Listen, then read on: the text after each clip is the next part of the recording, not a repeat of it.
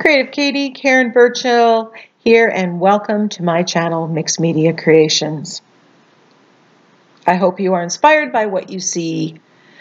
Check out my Instagram for pictures of what's going on in my studio. Subscribe to my channel. Today we have the very last index card of 2018, and this is index card of day number 30, and it's called The Grass is Greener. Links to the products used can be found in the description box, and I'd like to just take this opportunity to thank those of you who shop through my Amazon links. I really do appreciate it. So I'm starting with a pre-gessoed card, as is my norm, and I have my black archival ink, and I'm grabbing my foliage cube by Stampendous and just going to stamp this very fine pattern on the entire back. I wanted something fine. Actually, I wanted to use my script stamp, but I've been using that a lot, so I thought I'd give something different. And actually, it's probably the use of this stamp that kind of set the theme. Kind of an outdoorsy theme. So after stamping, I just give it a brief blast with the heat tool. I just find that even though the ink is permanent when it's completely dry, if you put a wet medium on it too soon without drying it at all, it can bleed a little bit, and I didn't want that to happen. So I have my Inktense blocks in a kind of yellow-green, a green, and a tealy color, and I'm just scribbling this on. Now, my Inktense blocks are a very well-used product in my mixed media arsenal. I actually bought them when I was doing watercolor, and then I discovered mixed media. And so I wanted to figure out ways to use the Inktense blocks within the mixed media forum. And so I made a series of videos. I think there's 7 videos. And so if you have the Inktense blocks or are thinking of getting them, it would really well worth your time to go and check out those videos and learn how you can use them, because they are so incredibly versatile. You definitely get your money's worth out of them. So I'm just scribbling this on, and if they get too blended, like the yellow and the blue mixed too much, I had way too much green, I just lift it off with a baby wipe. Now the Inktense blocks are permanent when they are dry, which is why I love them, because then you don't have to worry about it reactivating should you put something wet on it at a later date. And with mixed media, that's a high potential.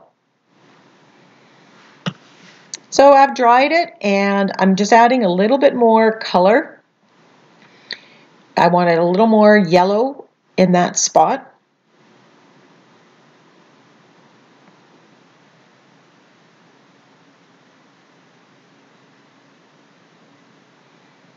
For it to be permanent, they have to be activated with the water. So I grabbed some white acrylic paint and just spread that on my craft mat, and then I'm grabbing some mark making tools. Now you don't need to buy expensive stamps and stencils. You can use, found, recycled, repurposed products to give some really interesting texture and pattern to your backgrounds. I got a little too much paint on there, so I'm just wiping that off. And you can see that the Inktense blocks didn't lift at all, even though I wiped with the baby wipe. So this is a piece of shelf liner, and it's one of my favorite mark-making tools, and I have several different ones. So I'm adding this with white. So once that's dry, I grab some dark green or dark tealy green. It looks like a phthalo green. And I'm just using the cap off of one of my bottles. And I'm just putting some circle stamps on here. So I'd say any of the lids from any of my products, I just throw it into one big bucket. So I have, when I'm teaching classes, I have a set that I can take with me when I go on create dates. Now, unfortunately, I didn't turn the camera on, the video on, and I use this folk art stencil, this flower. I put the one in the middle first, and I put the two on the side after, and I use my flexible modeling paste. So after cleaning the stencil and drying the modeling paste, I'm just edging with the black archival to frame the card. You've seen me do this before. And I'm really tempted right now. My plan is, and you'll see me, I'm going to paint those flowers black, but I really liked the white on here. So I think I might do this again, similarly, and leave it white or paint it white.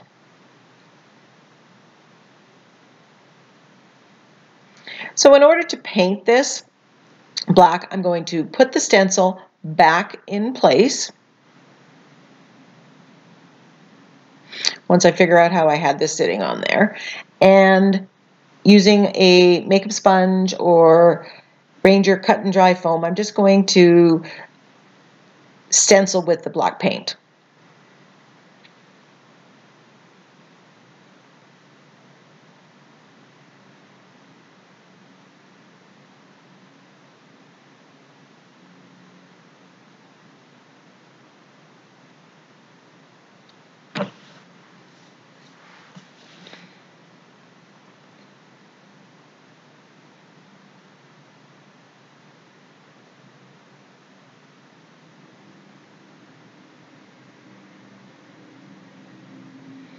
Really was going for this high contrast, but you got it either way, with the white or with the black. If you wanted to leave the texture paste white, I would be doing this step with white paint. Just to seal the modeling paste, it kind of has a grayish tone to it, so I would add a layer of paint anyways, even though it's white on white.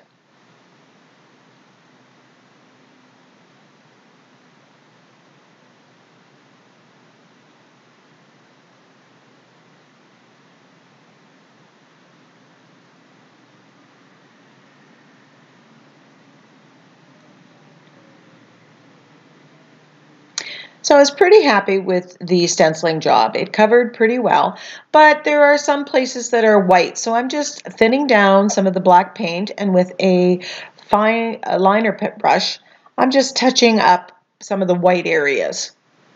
Now again, this is me being super picky,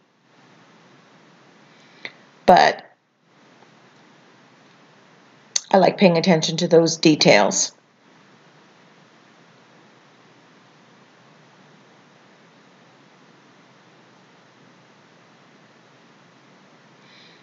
I know that the step that I do at the end is going to kind of magnify any of the white that's still showing, so that's kind of why too.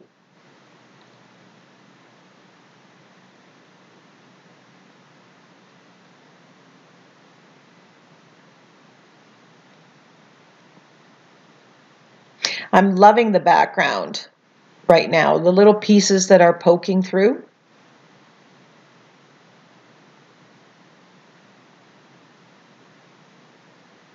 Now I could have painted these any color. I could have painted it pink or coral, and play with different color combinations. An orangey, corally color would have been really, really pop on the background.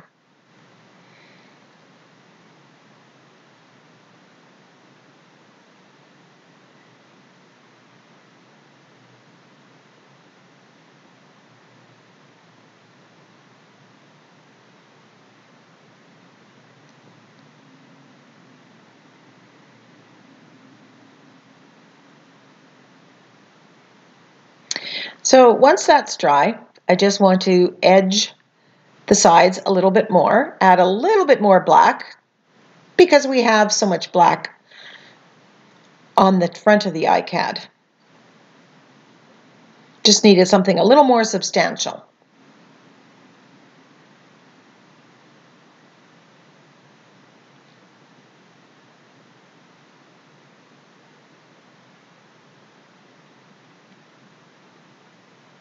I was toying with the idea of splattering with some white or some black, but I didn't want the white on top of the flowers. So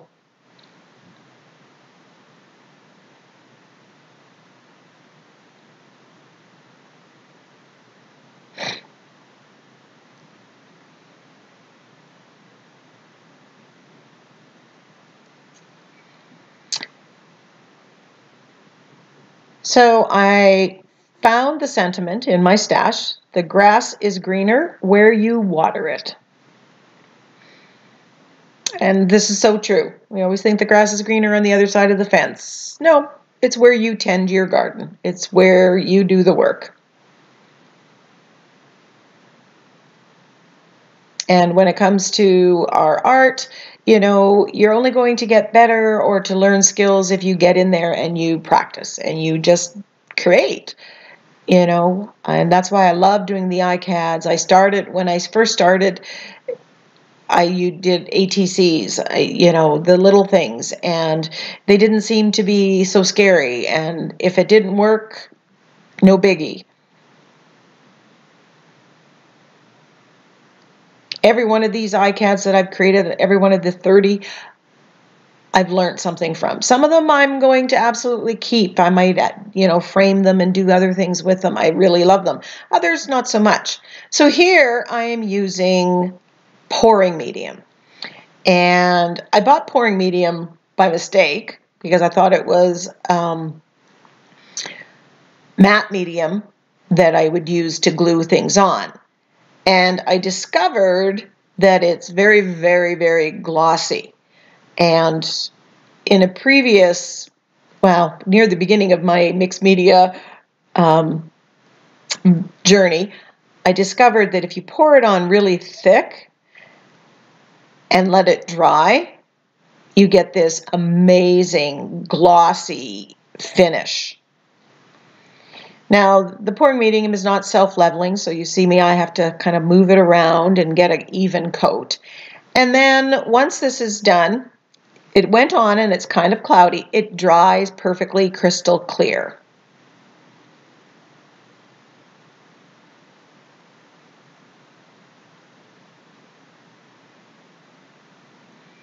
So I'm just spreading it around, getting as even a coat as I can.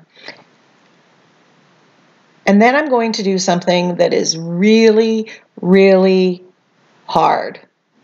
I am going to walk away and let this dry naturally.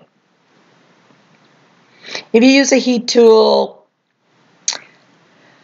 there's just too much chance that it's going to bubble, and you don't want that. You want this to be crystal coat, so don't. I'm just showing the heat tool to say don't. So there, it's all dry. Excuse me. And hopefully you can see the glossiness. You've got the texture of the flowers. Oh, here's one that's just matte finish, and it doesn't have the gloss.